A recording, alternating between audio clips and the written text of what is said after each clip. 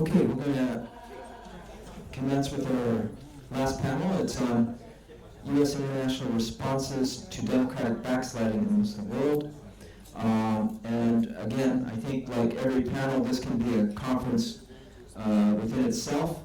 And we have a very esteemed group of speakers that every word I'll be listening to will be analyzing. So we're going to start off with a really good friend, and he also happened to be a professor for my son, and we speak very highly of him all the time, and I think I'll take a selfie with him at the end so I can send over. Nader Hashmi, who's Associate Professor and Director of Al-Walid Center for Muslim Christian Understanding at Georgetown University.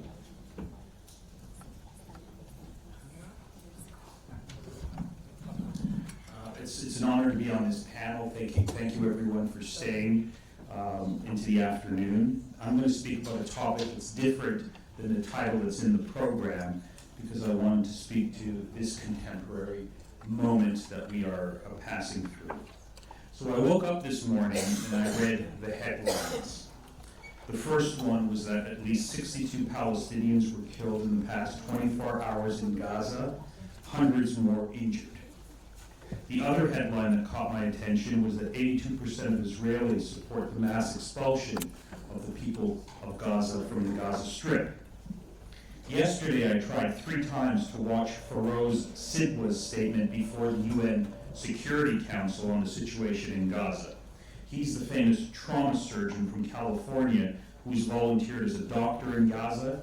I challenge anyone to try and watch his remarks that I'm referring to without breaking down in tears or vomiting in disgust.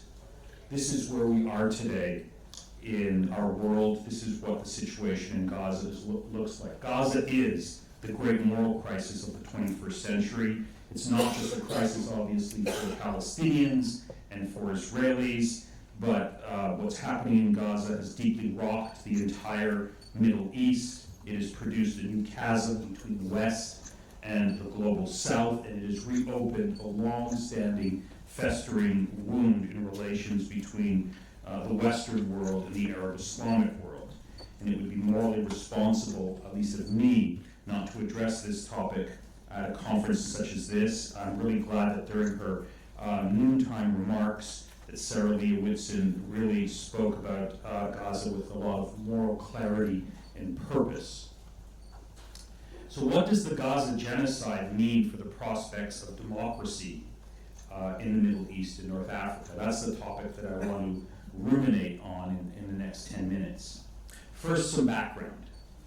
These are the dark days of history for the Arab Islamic world, replete with torture states, corrupt ruling elites, repressed civil societies, and detention centers overflowing with political detainees. Authoritarian regimes are ascendant everywhere, while democratic opposition groups and social protest movements are severely repressed, especially in the Arab world. When judged by key indicators such as democratic development, civil and political rights, press freedom, censorship, women's representation, the status of minorities, state-sanctioned executions, the countries of the Arab and Islamic world, the Arab world in particular, has some of the lowest scores. Adding to this grim picture is the expansion of mass poverty and economic destitution for hundreds of millions of people in the region. Data on global inequality reveals that the Middle East, despite its abundance of wealth, has some of the highest wealth inequality scores in the world. The World Inequality Lab reports that, quote, the Middle East is the world's most unequal region, where the top 10% capture 61% of the national income. Oxfam has confirmed these findings, observing that the coronavirus pandemic has significantly expanded the problem of mass pauperization throughout the region. In short, the statistics on poverty, unemployment, the income gap, food insecurity, corruption, stagnation, and the political system are shocking, given a region that does have a lot of natural wealth. Youth unemployment, on average, is around 30%. It's some of the highest percentage in the world for youth unemployment. And now just consider the following statistic, the population projections. In the year 2000, the Middle East and North Africa had a population that was estimated to be around 380 million. In 2023, the population of this region was around 500 million, and the projected population in 2050 is 780 million. Where are the jobs? Where is the housing? What are the prospects for political representation? Where is the hope for a better future? In short, there's very little of any of these in the offering. The Middle East and North Africa region is a political and economic basket case. Often in the media reporting discussion, it's Qatar, it's the Emirates, it's Saudi Arabia that get all the attention. That's very much it's a non-representation of the broader region. In short, there is severe and expanding human rights crisis in the region, a severe and expanding crisis of political governance, a population crisis, a severe and expanding economic crisis, and there's a new crisis that is rocking the region in the coming years that you're all sort of at some level aware of, the expanding environmental crisis. The Middle East is heating up at twice the rate as the rest of the planet. And on top of all of these crises, we have another crisis that will rock this region for generations to come. And of course, I'm referring to the genocide crisis in Gaza. This is the first live-streamed genocide the world has witnessed, according to Amnesty International. It will contaminate the Middle East and North Africa for a very long time. It will also negatively affect the prospects for democracy in the region. So when social scientists write about democracy, discuss democracy, they agree that there's a set of common preconditions or factors that help promote democracy. The existing of a political culture that supports democratic values and habits, free and fair elections, basic human rights protection rooted in freedom of speech and association, a sizable middle class, a certain amount of wealth and income distribution, existence of the rule of law, and a robust civil society institutions that can promote democracy. The more that these are in place, the better the prospects for democratic transition or a democratic consolidation. Democracy, however, requires something that's actually much more fundamental and foundational, and that is political stability, internally, regionally, and internationally. Obviously, genocide and mass violence produce the exact opposite. It produces deep instability, deep uncertainty, and chaos that undermine the prospects for democracy. What genocide produces is deep political polarization and radicalization that undermine democracy at a very core level. This is now a new factor that is going to shape the politics of this region, and that we're going to, if we ignore it, we do so at our own peril. So as I watch the genocide in Gaza unfold, now into its 20th month and counting, I'm just wondering how many young people in this region are being radicalized by this ongoing moral obscenity backed by the United States in Gaza. The liquidation of Gaza is now accessible to every young person in the region who has access to a smartphone on a daily basis. Now, we're having this conference at a location where last week, not too far away, in fact just a couple of blocks away, 2 innocent people were killed at the Capitol Jewish Museum by a 30-year-old young man from Chicago. According to everything that I've read about the shooter, he was radicalized by the war in Gaza. This got me thinking that if a young man living in a relatively free society can be radicalized to commit a grotesque murder, allegedly because of Gaza, what might be happening in other societies that are unfree, that are repressive, such as the ones in the Middle East and North Africa? How are young people being affected today against the backdrop of the suffocating political and economic conditions that I just described a moment ago? What does this genocide portend for the future of the Middle East and the Arab and Islamic world? As we know from people who study the region, 2 of the most significant political actors, theoreticians of radicalism and proponents of violence, were deeply radicalized by the question of Palestine. The question of Palestine is the prism of pain through which people in the region look at the world through. I'm talking, of course, of Sayyid Qutb and Osama bin Laden. I don't have time to go into the histories, but they're just representative examples. We forget that, on 9/11, the social and political conditions that produced those hijackers and lead up to 9/11 today are much worse in the Middle East and North Africa than they were at that time. If you look at other cases of mass violence and genocide, it produces people who are willing to resort to extreme measures to, as a response to this genocide, the radicalization of the Zionist movement that allowed people who were affected by genocide in Europe to then go to the Middle East and engage in the mass expulsion of Palestinians is one such example. Similarly, in Gaza today, we know that 70% of Hamas recruits are orphans from Israeli military operations. They seek revenge for the loss of their family members and the destruction of their society. These forces, once unleashed, cannot be easily contained. The proverbial genie cannot be easily put back into the bottle. And of course, the complicity of Arab autocrats is a big part of this story that I don't have a chance to get into. One of the interesting things that I've noticed since the genocide in Gaza started is many people from the region who self-identify as being liberal or secular, not relatively religious, they've been radicalized. They're shocked by what's happening in the West reaction. They're questioning their pre-existing assumptions. So in conclusion, ending the war in Gaza is obviously a moral necessity for reasons that are self-evident. A genocide has to stop. It's gone on for too long. But of course, stopping the genocide in Gaza and supporting a just resolution of the conflict in Israel-Palestine is also a moral necessity because of the goods that will come from that. It will obviously enhance, I think, greater peace and stability. It will also, I think, create better conditions for the prospects of democracy in the region. So we're very much at this conference at the Center for Study of Islam and Democracy interested in the question of democracy and authoritarianism. One way of promoting better social conditions is to stop those types of the mass violence that we're seeing today. A solution for Israel-Palestine based on a formula where everyone from the river to the sea can live free in equality regardless of religion or ethnicity would contribute significantly to the prospects of Middle East democratization. However, it might be too late. I fear that the violent forces that have been unleashed and are being unleashed in Gaza today will rock our world in the same way that 9/11 did. Sadly, an end to the genocide in Gaza, and this is the worst part, seems nowhere in sight. In many ways, the worst of what's happening in Gaza could lie before us, thus exacerbating the type of political and religious radicalization that I'm referring to. And of course, the West being deeply complicit in this whole project makes the question of democracy, I think, a bigger challenge in the region because people associate democracy with the West.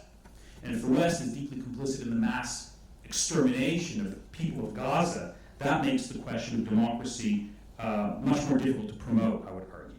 So in the end, we lack the power, at least those of us here in this room, we lack the power to stop this grotesque genocide.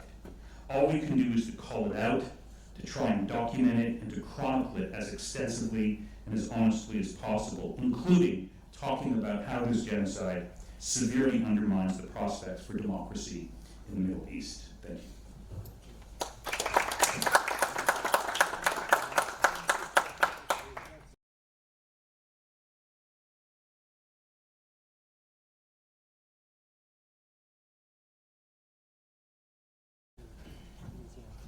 Thank you, Nader. And I think calling it out is not just what we can do, but it is probably one of the most critical things to do.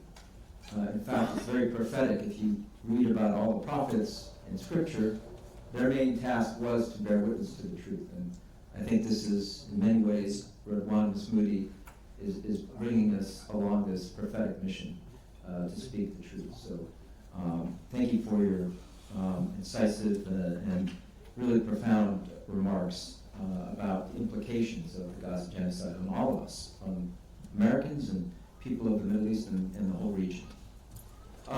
Next, we have an expert who is a distinguished professor of international relations, College of International Security Affairs from the National Defense University. He will speak on U.S. foreign policy in South Asia, navigating the fault lines of Pakistan, India, and Afghanistan.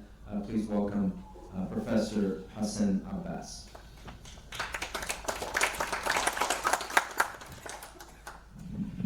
Thank you very much. It's truly honored and privileged to be here. First and foremost, I really salute the resilience and patience and persistence of Radwan Masmoudi for doing these conferences every year. It's a hard act to follow. Professor Nader is thoughtful and very profound remarks. You all were inspiring as well as forcing us to think and rethink and frame and reframe these issues which are so critical to not only democracy, but about pluralism, about freedom, about justice. Thank you, Nadir. What I hope to do in about next 10 minutes or so is to focus on US policy in South Asia, looking at democratic norms, democratic performance, the reality on the ground in terms of representative institutions in India, Pakistan, and Afghanistan. Of course, hard to do that in 10 minutes, so what I'll do up front is, first, I'll just give you three highlights of how democracy and the overall developing situation in South Asia can be framed. And then, depending on time, 2 minutes each, I'll go a bit deeper. So in case of Afghanistan, a lesson is extremely important, and I have done a lot of work on that in the region also. I have interviewed lately Taliban leaders as well, and I follow this with a lot of research work. I think there is no other way but to put it that our whole democratic project in Afghanistan had failed. That's been an understatement, failed miserably. And it failed miserably because the leadership or the democratic process that we were supporting, with good intentions, I must add. I've been involved in teaching and training of Afghan officers and interacting with them. I think the intentions were good, or at least there was some rationale behind it. But at the end of the day, the institutions that we supported in Afghanistan before the rise of Taliban lacked authenticity, lacked credibility. It was built on these tribal warlords. We thought those are the stakeholders we must talk to and deal with. At the end of the day, Taliban are back in the government. I can't say Taliban are very popular. If there's an election today, I seriously doubt if Taliban will win, but they will get some support because in certain areas they will support everyone I'm talking to. And I'm just coming back from Turkey where we had a track two with Taliban in Afghanistan in a private academic setting. And it was clear, they were very reasonable people who were working in the previous Afghan Republic as well. They came from Kabul, and all of them said there's peace. Of course, we understand the counter argument, there's peace in the graveyard as well. But the peace in a sense that people can travel, Taliban are adjusting to the new reality. So what this means for US policy, now very little humanitarian aid is trickling. Previously we had trillions of dollars that's spent. It's not a slip of the tongue. There was now, according to new records, it might be $2.5 trillion that was spent in Afghanistan overall. So the crux, the first highlight, you cannot develop, strengthen, facilitate democracy in a way that takes out the credibility and authenticity. And if it is not rooted in indigenous way, I'm not at all saying that there cannot be democracy in Afghanistan. There can be. That's not the argument I'm making. I'm saying the way we invested in democracy in Afghanistan was counterproductive. One. Secondly, on India. India, I can't say one of the oldest democratic countries, but of course the largest democracy in the world today. Known for its constitutionalism, known for its secularism. But where it stands today, it is so clear. It is this internal democratic backsliding which is taking place. Minority rights, especially when it relates to Muslims, and there are about 250 million Muslims in India today, and Christian communities. What they're facing through challenges on freedom of speech, also the rise of the right-wing forces in India are having a deep impact on what democracy in India means and stands for. That we'll come to a bit more later, what that means for US policy, because India, among all these three countries that I'm talking about, is the most important US partner in that region. Third, Pakistan. Of course, Pakistan is a classic case where you can say a civil military disconnect or civil military imbalance leading to the creation of a national security state is something that has been impacting or influencing negatively its democratic credentials. I must add, Pakistan is one of the few Muslim countries, if I compare it with many of the Middle East states, nothing in a demeaning sense, but if you compare it with any other country, I think other than Indonesia and Turkey, Pakistan may come out right on the top three, because repeatedly Pakistan had thrown out military dictatorships. There were massive movements in 70-year history where they pushed back on military dominance and asked for democratic credentials. The first Muslim woman to become elected head of a Muslim country as a democratically elected, Benazir Bhutto, was also from Pakistan. So but currently, the most popular political leader in the country, the former prime minister, is in jail, and there are severe, credible allegations of violence and oppression and persecution of all those who are linked with his political party, Pakistan Tehreek-e-Insaf. That is a reality also. So that was the three things I wanted to say up front, but let me go a little deeper, maybe in a minute and a half or 2 minutes each, for each of these countries. Afghanistan. When I was hearing the last panel and I heard the phrase Amir al-Momineen, it reminds me that's what Taliban's new leader, Mullah Akhundzada Hibbatullah, that's what he wants to be called. Because he says he's a Sheikh al-Hadith. But a lot of his work and his fatwas or edicts and his latest policy statements, many leading Muslim scholars would argue, have absolutely nothing to do with the main core Islamic principles.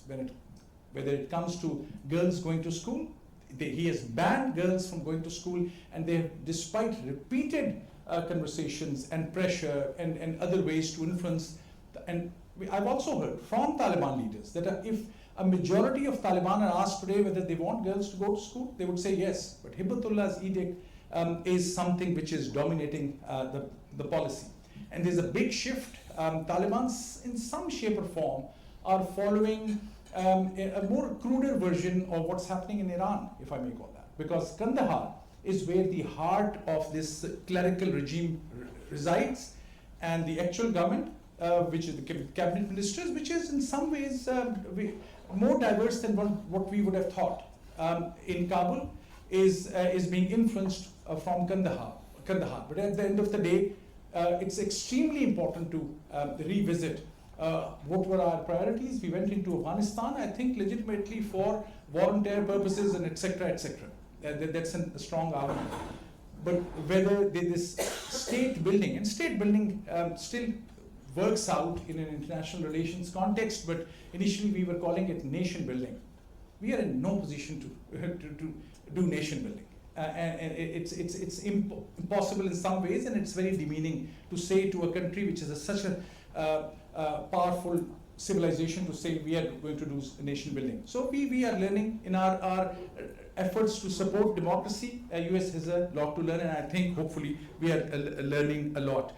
But at present, that's what we are dealing with, an engagement with Taliban, not necessarily with a goal to facilitate democracy, but in terms of representative government. If US engagement with Afghanistan will lead to more opportunities for the ordinary Afghans and provide humanitarian assistance, that's the way to go. The regional countries have learned this lesson, whether it is Uzbekistan, which is giving free electricity, or Turkmenistan, which is, despite its own closeness, dealing with Afghanistan, or other regional countries who are regularly engaged with Taliban. This Taliban, what I call Taliban 3.0, is not what were the Taliban of the 1990s. They are a different group, not democratic, not pluralistic in a sense that we would like to believe, but nonetheless the engagement is important. We tried, I say often this to my Afghan friends, with deep respect for their contributions and the struggle and the sacrifice they're making. Many of our Afghan friends who were forced to leave the country, our hearts are with them, absolutely not trying to take away any of their credit and sacrifice. But the fact is that the democratic process, a choreographed, superficial democratic process that we were supporting was not something that had legs to stand upon. So engagement is the next best option at this time. This may lead to empowerment of forces that may seek or pursue justice. India, in the interest of time, I'll skip India, but it is very obvious today in terms of what's happening to minorities. And the lessons from India are important for this primary reason. They're a country where constitutionalism is embedded. There's absolutely no doubt that the Prime Minister of India is not only properly, fully democratically elected, and has strong democratic credentials. The problem is with the policies which are now leaning extremely to the right and partnering with coalition members who are known for Hindutva ideology and RSS, which were the organizations which were known as the most extremist organizations. And that building on that kind of narrative damages the democratic credentials of India. India, for us, from US point of view, is extremely important because it's a partner nation. Also from a lens to contain China. So for US policy focus on India today is primarily not necessarily linked to democracy, even if we frame it, it sounds very good. Two biggest, oldest democracies talking to each other, engaging with each other. It's a security interests which bind. Same in the case with Afghanistan today. Why US is engaged to a much limited reason? Because Taliban are no more the real bad guys, it's the Daesh or Islamic State of Khorasan and the security and terrorism threats that emanate from them. So in both cases, in case of India and Afghanistan, and I'm coming right to my last 2 minutes, both in case of India and Afghanistan, for US, the primary concern is security. And this brings me to Pakistan, a country very dear to me, you might be able to guess. And that's a tragic story. That Pakistan has gone through these cycles of democratization and democratic consolidation. And currently, we have an army general, the head of the army, actually now he is actually a field marshal. After the recent India-Pakistan confrontation, Pakistan came out quite well in their perspective, and that was supported by facts. They elevated the head of the army to the rank of field marshal. But that he's the most powerful man. The elected prime minister of the country is ruling the country because he's the choice from the military headquarters. And that tells you a lot. And then there are on the side challenges of extremism. Whether if you dare say something which can be even misinterpreted as blasphemy, that is your death sentence in Pakistan today.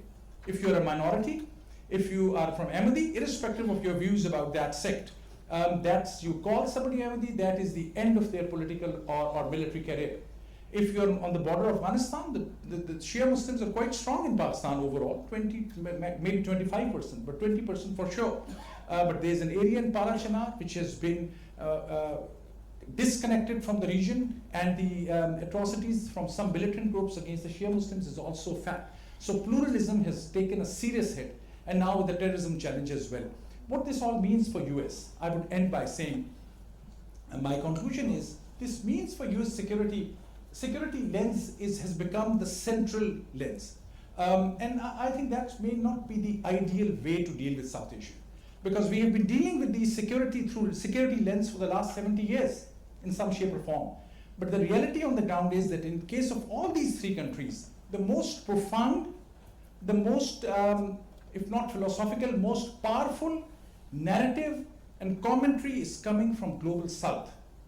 And if we, as I say as an American, if I am claiming to be representative or a part of or a proud citizen of a nation which claims a global status and global power, and if my narrative is not global and it is purely focused on certain security interests, that step by step will push me away from my global status.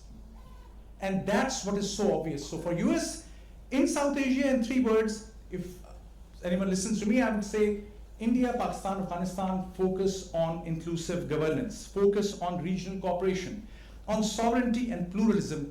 These should be the ways in we should also push our policy through, keeping aside in parallel to our security interests. Thank you very much.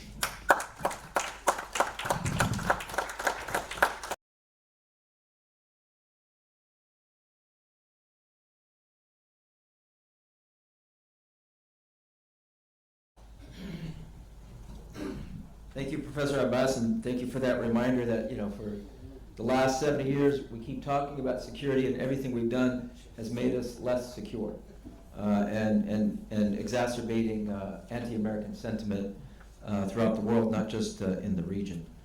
So we need to review what security measures are and get rid of geopolitical biases that actually compromise our security as citizens of the United States.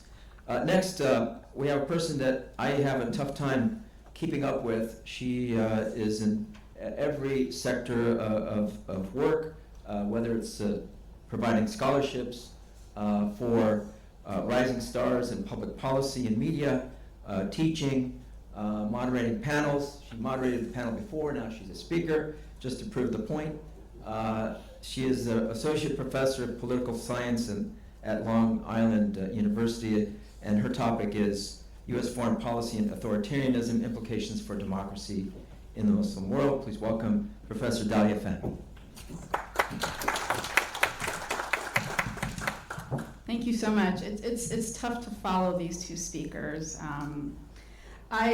I actually want to problematize the title of the panel, the U.S. international responses to democratic backsliding in the Muslim world, because it assumes that there's a causal arrow here, that there is a democratic backsliding that begins in the Muslim world. And I actually want to problematize that and talk about the global resurgence of authoritarianism and the democratic backsliding everywhere, and ask ourselves, why do we see it as, for example, a fundamentally Middle Eastern issue and not something a bit more global? Yes, I'm going to pay particular attention to the Middle East today, where a region where authoritarian governance is deeply entrenched and is continuously evolving. And I want to talk about the manifestations of this evolution, but authoritarianism is on the rise. According to Freedom House, 2024 marked the 18th consecutive year of global democratic decline. The regression is not uniform. Yes, it has different dynamics in different regions of the world, but the global trend is undeniable. And I think in building on the last two speakers, looking at 20 years of war in Afghanistan, where did that lead us? The Taliban are back. We talk about Iraq as an oops, right? The former president said, Iraq, oops, right? Without the global implications of what U.S. foreign policy has done, and Gaza being a fulcrum of how we will forever think about international human rights, international law, and how we talk about liberalism and democracy. Perhaps it's redefining how we should see ourselves. So how do we understand authoritarianism? Authoritarian regimes are characterized by the concentration of power in the hands of a narrow elite, often with limited political pluralism, constrained civil liberties, and a weak rule of law, something that we're being tested with here in the United States, where the last bastion is this rule of law. It's the only thing that we have left, basically. These regimes might be military juntas, absolute monarchies, or presidential autocracies, but they are not static. Today's authoritarian leaders do have this facade of democracy, elections, parliaments, constitutions, while hollowing out institutions from within. What we're seeing globally is a form of authoritarian resilience, where regimes are learning from one another, adapting, or even cooperating on how to resist democratization. So what's fueling this rise? This idea of a disillusionment with democracy. Although earlier today I did talk about how there's 78% of those of civilians in the Middle East that were polled say they do support democracy, good governance, transparency, and elections, there's this also a narrative rising globally about a disillusion with democracy, especially in its perceived inefficiency and failure to deliver, right? Which is what we're hearing here in the United States, for example. The second are the technological tools of surveillance and control, which make repression much more sophisticated and much more globalized. Again, where are these companies from? Where do they sit? And who's buying the technology? I'll discuss shortly. Geopolitical realignment, the role of the United States and how it's waning. And we see a rise in Russia, China, Iran, and others offering global alternatives. And economic volatility, exacerbated by war, climate change, and post-pandemic instability. Now, how do these manifest particularly in the Middle East? While the Middle East is often regarded as the bastion of authoritarianism, the region has more monarchies and fewer democracies, but this generalization actually obscures a couple of important nuances. First is that in the Gulf, authoritarianism is, yes, monarchical, but these regimes have a traditional blend of legitimacy with oil wealth and coercive capacity. Let's take Saudi Arabia under MBS. Since 2017, he's consolidated power under the banner of reform, modernizing the economy, loosening social restrictions. But alongside Vision 2030, modernization has come with brutal repression. For example, the murder of Jamal Khashoggi, mass executions, the silencing of dissent. I'd be remiss if I didn't say, especially those moderates, like Sheikh Salman Auda, who still is in prison, whose son is the next speaker, by the way. Sorry. This is modernized authoritarianism, tech-savvy, reformist in rhetoric, yet uncompromising in control. Next, military and presidential autocracies. Egypt is another example. Since the 2013 military coup that removed elected President Mohamed Morsi, President Abdel Fattah al-Sisi has presided over one of the most repressive regimes in Egyptian history. You know, we've been saying 60,000 political prisoners since 2013. We know today that there are actually more than that. Tens of thousands of political prisoners languishing in jail. Media is tightly controlled. Actually, about 100% of the media is owned by the security apparatus, and civil society has been attempted to be decimated. Illiberal hybrid regimes and de-democratization. Tunisia was once heralded as the Arab Spring's only success story, but in 2021, President CSID dissolved the parliament, assumed extraordinary powers, and rewrote the constitution. And so what we were witnessing is a democratic backslide into personalized autocracy, not unlike trends we're seeing throughout the rest of the world, where it's personalized around a personality. And what about the new tools of control? Across the region, authoritarian regimes are increasingly using digital surveillance, cybercrime laws, and artificial intelligence to monitor dissent, both online and offline. Israel's Pegasus spyware, for example, has been used by multiple governments in the Middle East to target journalists and activists. What's common with all these regimes is that it's a strategic emphasis on stability, security, and national unity to justify the oppression. Now, these regimes often point to the failure of democratic transitions like Libya and Iraq and argue that only a strong man can protect against those failures. And what about the regional and global dimensions? The Middle East's authoritarian turn is not happening in a vacuum. It's embedded in global dynamics. Authoritarian regimes are learning and supporting one another. For example, the UAE and Saudi Arabia backed Sisi's coup in Egypt and have supported other illiberal actors in the region, often framed as a fight against political Islam. But it's also a battle against democratic norms. What about the authoritarian international? Russia and China have both increased their footprint in the region. For example, Russia's military support for Assad when he was in power helped him stay in power. What about China, meanwhile offering a different model for economic development without political liberalization, that's investing heavily in Gulf economies? And as multipolarity weakens the leverage of Western democracies, it emboldens local authoritarians, seeing that they have alternatives. And finally, what about the role of the United States and how it's contributed to its authoritarian persistence throughout the region through selective engagement?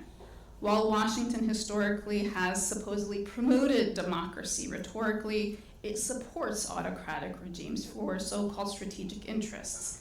I remember when President Obama gave his final address to the UN General Assembly, he said that the US, when this is again post-Arab Spring, the US would put the full power of the military behind counterterrorism operations, the security of the State of Israel, Sinai and flyover rights, and access to the Suez Canal. But when it comes to things like democratization and human rights, these are things that will enter into discussion. And so it's that big distinction that happened right after the Arab Spring that says, wait, perhaps this notion of selective engagement is not really about real democratization. And so what are the implications of US foreign policy then? Well, we're in a strategic dilemma.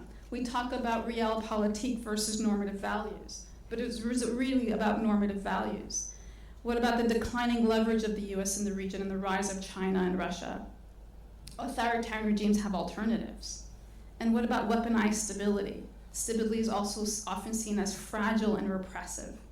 You know, for years, I think my first CSID conference was in 2005 when I was a grad student. And since back then, I think every time I spoke, I say the same thing, that we have in the United States seen democracy and authoritarianism as two sides of the same coin. We would rather the so-called stability of authoritarian repression rather than the uncertainty of democracy.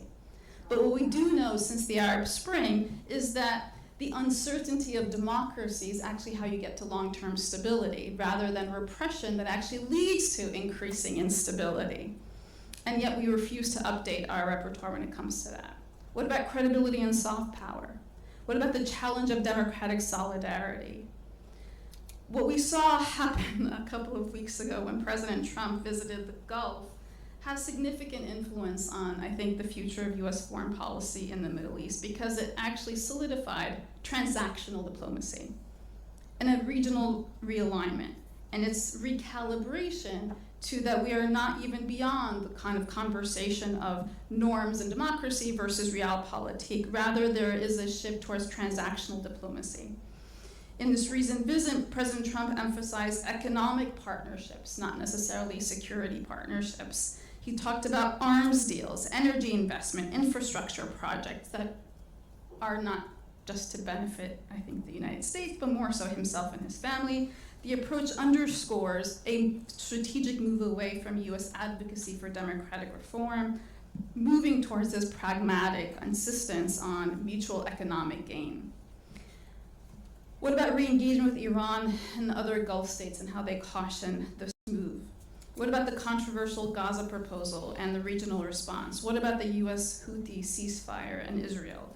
What about ethical concerns over business dealings and what they blur in terms of lines between personal and national interest?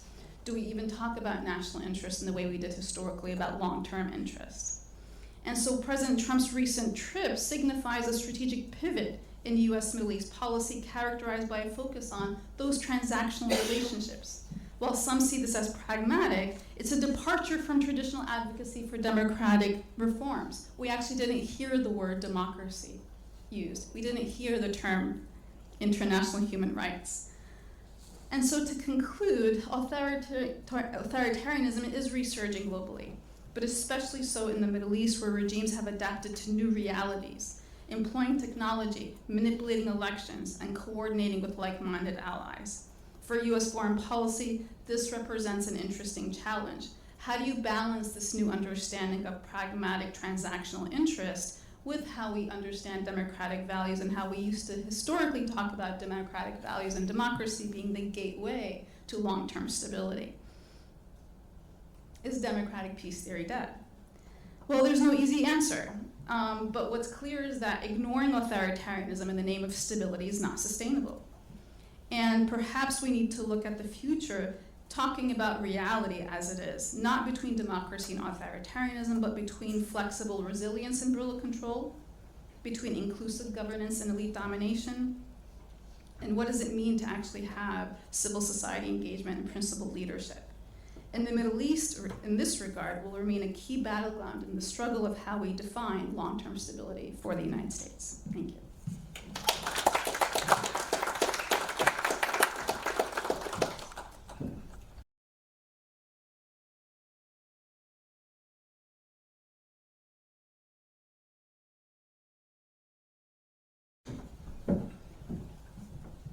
Thank you for that overview of our status, not only in the region, but globally, and indeed, number of what's called national interests have very little to do with democracy or stability. So thank you for that, Dalia.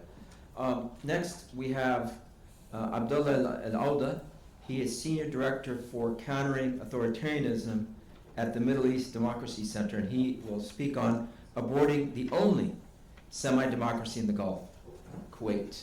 And we will stand one day and say, oh, the good old days when we had a semi-democracy in the region.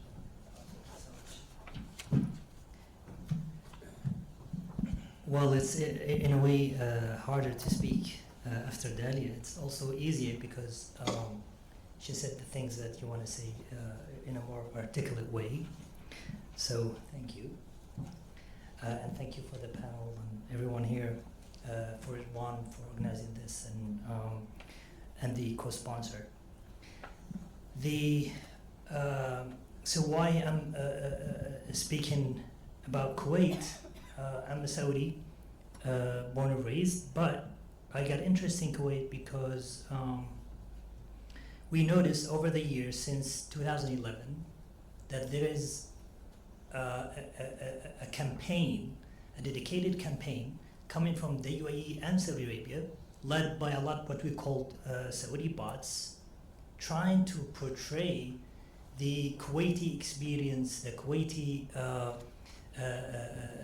remaining democratic institutions as chaotic, as producing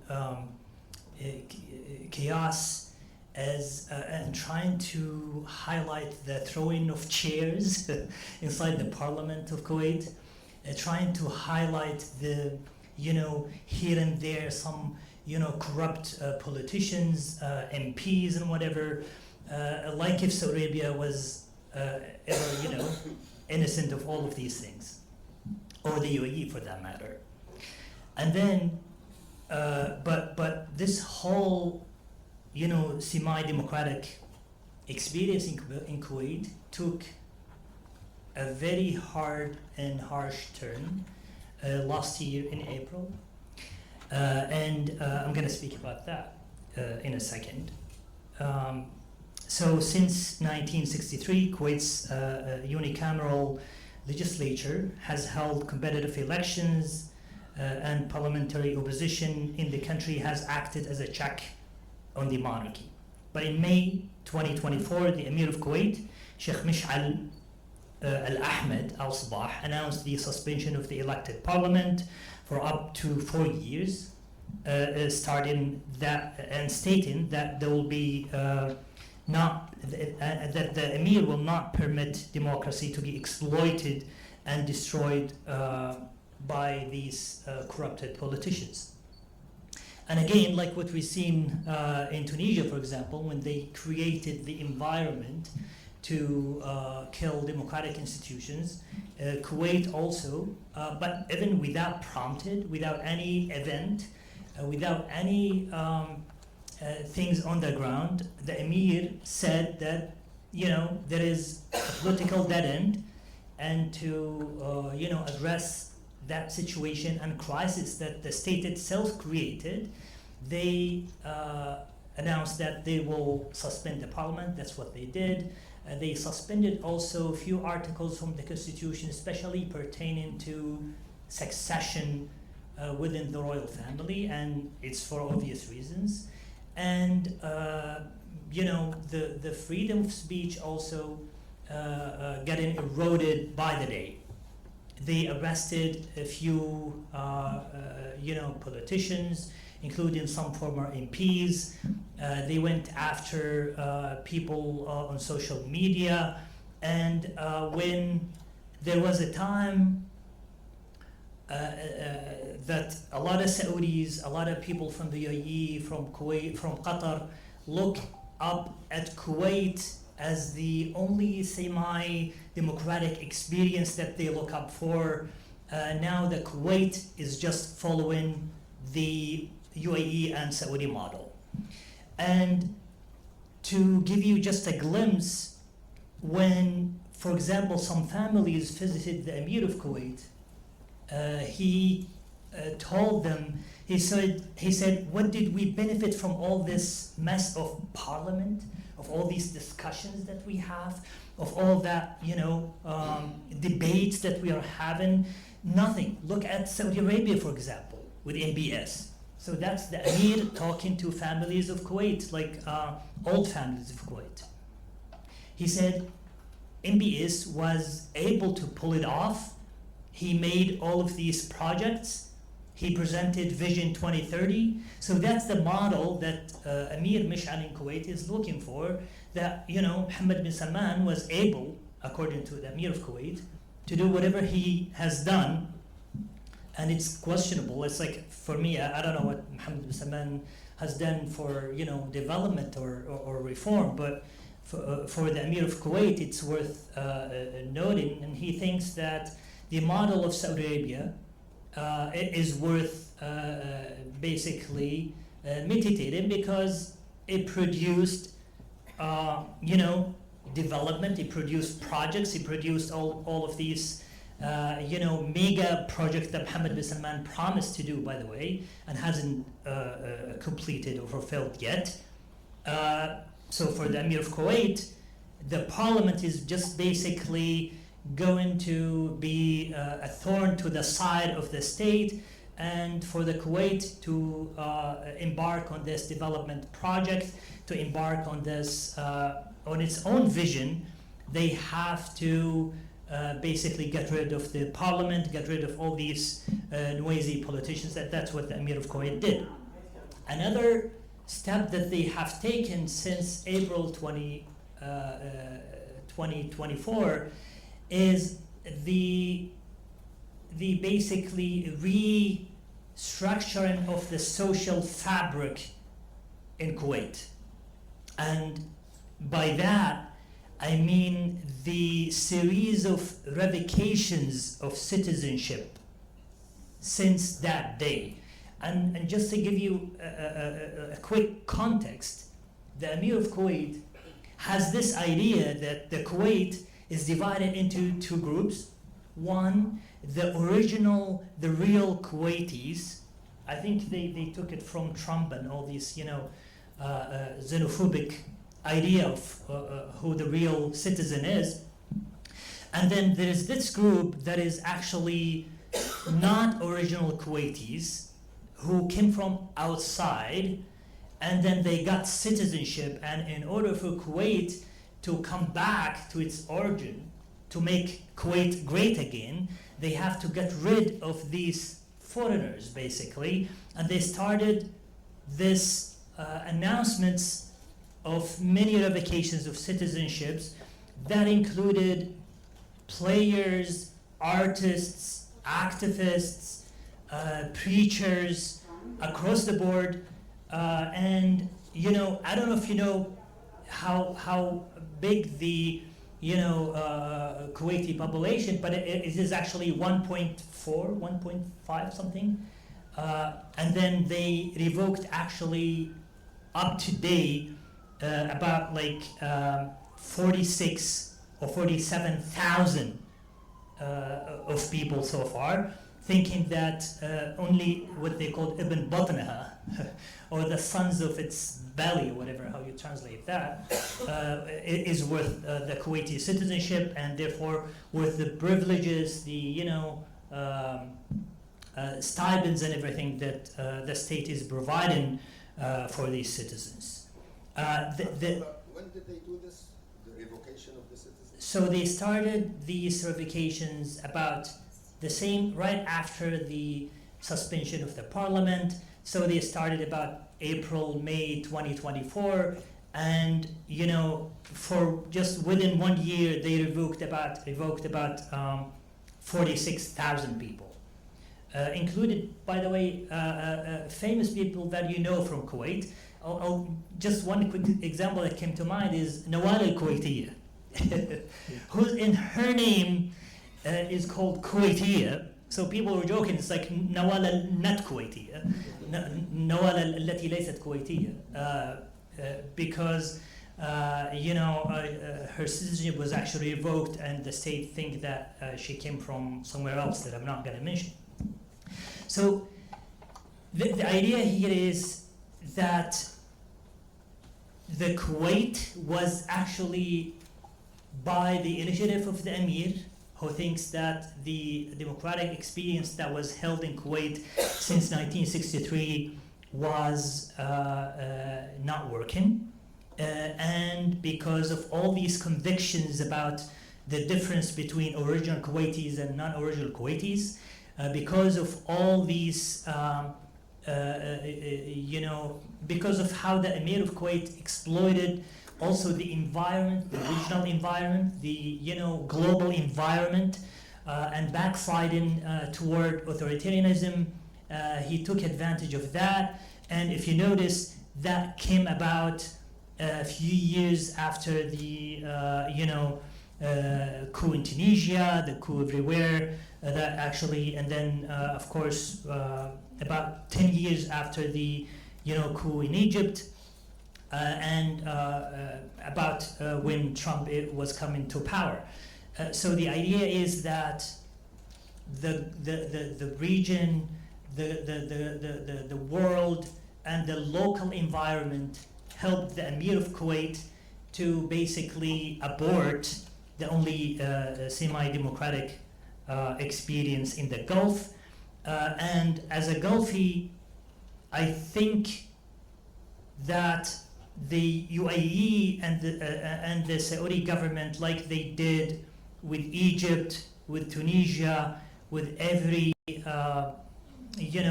democratic experiments in the region, they also did to Kuwait by trying to influence, trying to convince the Emir of Kuwait that the parliament is only bringing discussions that the Emir of Kuwait did not need, and the only way for development and reform is to get rid of democracy.